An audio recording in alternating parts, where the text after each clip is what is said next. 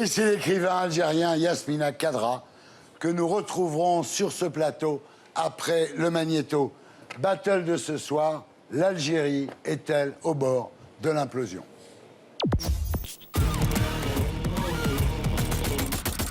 L'Algérie a un énorme problème, son sous-sol regorge de gaz et de pétrole. Alors évidemment, on pourrait croire que les Algériens ont touché le jackpot. Le pétrole, ça se paye en dollars et ça remplit les caisses de l'État. Sauf que ça, c'était avant. Jusqu'en 2014, le pétrole valait plus de 100 $ le baril. Depuis que le prix s'est effondré, il y a de quoi s'inquiéter pour l'Algérie. Le problème, c'est qu'au lieu d'utiliser l'argent du pétrole pour développer le pays, Bouteflika a tout claqué pour acheter la paix sociale. Pour éviter les émeutes, le pouvoir a subventionné les produits alimentaires, l'électricité et l'essence, tout en augmentant le nombre de fonctionnaires et leurs salaires. Résultat, depuis que le prix du baril a baissé, il a fallu augmenter les taxes pour éviter la faillite. D'un coup, les prix ont grimpé et des émeutes éclatent régulièrement, comme à Béjaïa au début de l'année. Faut reconnaître que les jeunes Algériens ont quoi être en colère. Alors qu'ils représentent la moitié de la population et qu'un tiers d'entre eux est au chômage, le pays est dirigé par un vieillard de 80 ans. Pourtant, Bouteflika reste légitime parce qu'il a combattu la France pendant la guerre d'Algérie. L'ironie de l'histoire, c'est que début novembre, des milliers de jeunes Algériens ont pris d'assaut l'Institut français à Alger dans l'espoir de fuir leur pays pour venir étudier en France. Alors forcément, on s'inquiète. En 1986, le prix du pétrole s'était déjà effondré, ce qui avait déclenché une crise économique. Résultat, en 88, des émeutes éclataient dans tout le pays, et du coup, en 91, les islamistes sont arrivés en tête aux législatives. Et comme l'armée a annulé le scrutin, l'Algérie a sombré dans une décennie de guerre civile qui a fait plus de 200 000 morts. L'an dernier, l'écrivain algérien Boualem Sansal affirmait qu'un scénario syrien était possible en Algérie. Évidemment, ce serait un cauchemar absolu pour les Algériens. Mais ce serait aussi une très mauvaise nouvelle pour la France. Voilà, c'était l'édito de Blacko, mise en image de Julien Graff. Yasmina Khadra, bonsoir. Bonsoir. Vous êtes écrivain et vous publiez avec Lassad Metoui ce que le mirage doit à l'Oasis chez Flammarion. Bienvenue parmi nous. Alors, après 25 ans dans l'armée algérienne, vous avez notamment combattu le GIA, vous vous êtes mis à l'écriture et vous êtes devenu, Yasmina, aujourd'hui, l'auteur algérien le plus lu dans le monde. On commence avec Abdelaziz Bouteflika, le président fantôme. Il y a 5 ans que Abdelaziz Bouteflika ne s'est pas exprimé. Ses rares apparitions se font dans un fauteuil roulant. Alors, est-ce qu'on peut dire qu'un président absent et malade, ça vaut toujours mieux qu'une guerre civile? Écoutez, bien sûr, la guerre, c'est une monstruosité qu'il va falloir absolument exclure de tous les débats et de toutes les projections et de toutes les perspectives. C'est vrai que l'Algérie, maintenant, est convalescente, qu'on a un régime qui doit partir, absolument, il faut qu'il parte. Mais vous pensez qu'il faut Bouteflika hors du pouvoir? Ouais. Ah, c'est absolument nécessaire maintenant. Mais est-ce qu'il est vraiment conscient de ce qui lui arrive? J'en doute. Ce que vous lui reprochez, finalement, c'est de ne plus être capable d'exercer le pouvoir, tout simplement. Il ne l'exerce plus, malheureusement. Mais il ne s'en rend pas compte, vous dites. Oui, je crois qu'il Il est manipulé comme une petite marionnette. Peut-être, certainement, parce que quand même, quelqu'un qui a aspiré à graver son nom sur la stèle algérienne ne peut pas finir comme ça, c'est pas possible. Alors, Jean-Louis Debré, dans votre livre précédent, vous avez écrit « Cet homme épuisé après moins d'1 heure d'entretien, à l'élocution difficile, n'est-il qu'un paravent derrière qui se cachent des hommes ou des clans soucieux de garder le pouvoir le plus longtemps possible ?» Oui, je l'avais rencontré. Il était physiquement très diminué. Mais le problème n'est pas là. Le problème est que l'Algérie, l'ensemble du Maghreb et la France ont intérêt à ce que l'Algérie reste un pôle de stabilité. Et par conséquent, il faut que les Occidentaux, que les Algériens eux-mêmes et que les voisins de l'Algérie fassent tout pour que cette région ne tombe pas dans les mains d'extrémistes. Alors, Yasmina, en Algérie, qui tient le pouvoir, finalement? Certainement un clan qui a des intérêts qui n'ont rien à voir avec ceux du peuple algérien. L'armée, parce que là, j'ai vu en préparant cette émission que l'Algérie était quand même la 2e puissance militaire en Afrique après l'Égypte. Donc l'armée algérienne est quand même très puissante. On veut nous faire la guerre ou quoi? On a aussi dit la même chose pour l'Irak et on a compris que C'est c'était... vrai. L'Irak, c'est la 4e puissance Oui, et mondiale. puis ils sont venus, ils l'ont massacré. L'Algérie, c'est un pays modeste qui aspire à la quiétude, qui veut se développer tranquillement, qui n'a pas besoin de problèmes. C'est un peuple, le peuple algérien s'est battu tout seul contre l'intégrisme. On était complètement marginalisés, on ne préoccupait personne. Et on a réussi quand même à vaincre ce monstre-là. C'est vrai. Et c'est pour ça que les Algériens, ils ont de l'énergie dans le cœur. Il leur suffit juste d'avoir les moyens de leurs ambitions, c'est tout. N'oublions jamais que les attentats que nous avons eus en France de 95 à 97, Quand vous étiez ministre de l'Intérieur, quand j'étais Jean-Louis. ministre de l'Intérieur, étaient la conséquence de la lutte en Algérie contre l'islamisme radical.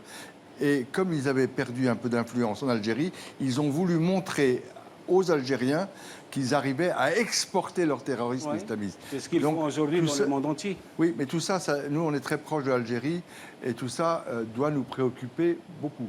D'autant plus qu'il y a eu dans le passé un certain nombre d'Algériens qui sont allés rejoindre Daesh et compagnie, des jeunes, et qui maintenant sont revenus. Alors le problème, évidemment, c'est qu'aujourd'hui, donc, le président Abdelaziz Bouteflika vit dans une maison médicalisée qui s'appelle la Zeralda, Ouais. que plus personne n'a accès à lui, à part son frère Saïd. Alors est-ce qu'on peut dire que Saïd Bouteflika est un peu à Abdelaziz Bouteflika ce que Raúl Castro était à Fidel Castro, c'est-à-dire le frère qui gère les affaires courantes en l'absence de l'aîné? C'est absolument possible parce qu'on parle beaucoup de lui, on parle de son influence, de son clan. C'est déjà mais- du passé pour vous, Bouteflika? Ah oui, oui, l'Algérie appartient même pas...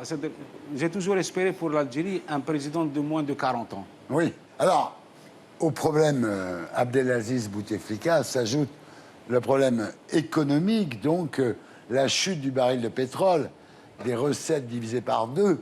C'est-à-dire que les rentrées pétrolières étaient de 65 milliards d'euros par an. Elles sont aujourd'hui de 31 milliards.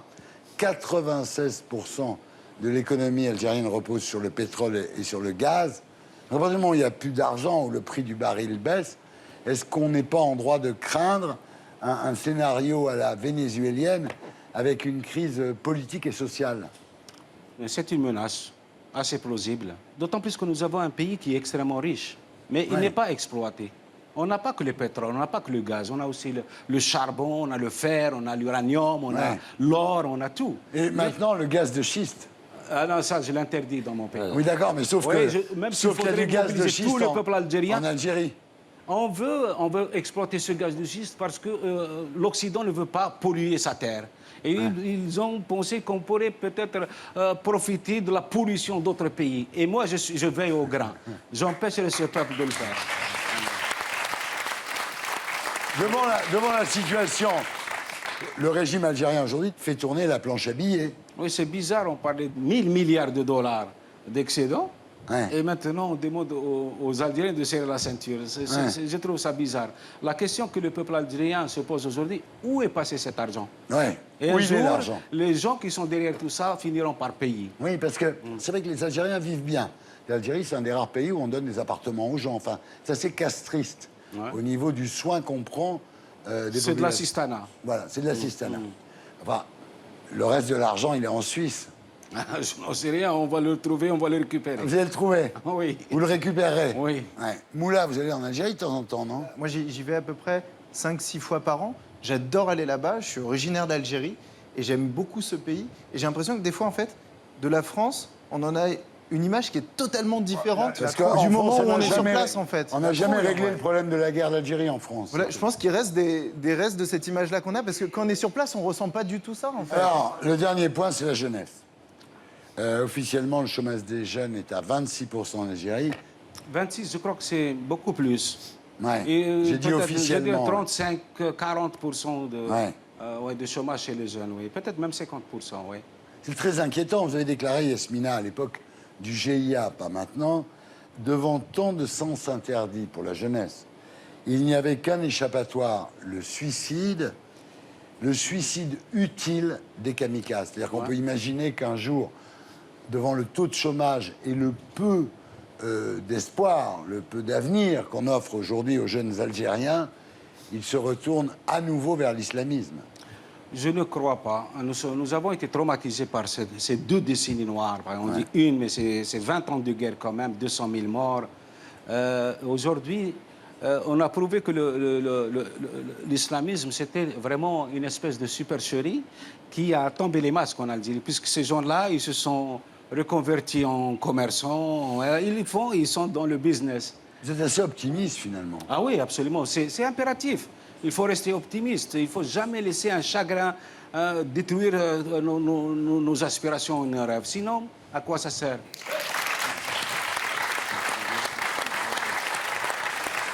Vous êtes optimiste, Moula, vous? Moi, je suis super optimiste. Et ce qu'il y a, c'est que des personnes comme vous, j'en connais plein en Algérie. Oui. Et je trouve que c'est des personnes qu'on ne voit pas assez. Il y a des gens qui ont de l'énergie là-bas. Et quand on est dans le pays, on le sent. Ils ont la niaque. Et en fait, ça, on ne l'apprend pas à l'école. Et je trouve qu'en fait, les chapitres sur la guerre 14-18, la Seconde Guerre mondiale, ils sont très longs. On les revoit tous les ans. Par contre, le chapitre sur la guerre d'Algérie, Oui. Oui. il a disparu. Hein. La guerre d'Algérie, on n'en parle pas en France, le problème n'est pas du tout réglé. Il y a eu quelques films, il y a eu quelques livres, mais les Français n'ont toujours pas traité ce problème comme les Américains ont pu traiter la guerre du Vietnam. Et puis aussi, les Français n'ont pas parlé beaucoup de cette époque du GIA. C'est-à-dire, quand vous dites 200 000 morts, les gens ne savent pas que le combat qui a été mené par les Algériens contre le GIA, contre les islamistes. Les gens ne le savent pas ici. On Pas- pensait que c'était une épidémie endémique. Ouais. Elle était incapable de déborder les frontières. Et moi, dans les années 90 déjà, je disais que ça va arriver au monde entier. Ouais. Je reste optimiste parce que toutes les barbaries ont été vaincues. Oui. Voilà.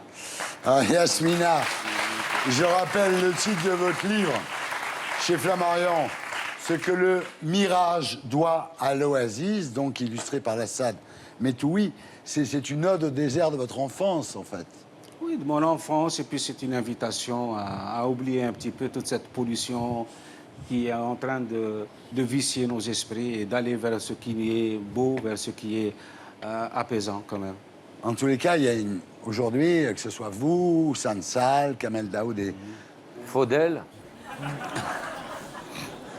Oui, oui, pourquoi pas. Faudel. Il chante. Yasmina Kadra, merci d'avoir été avec nous.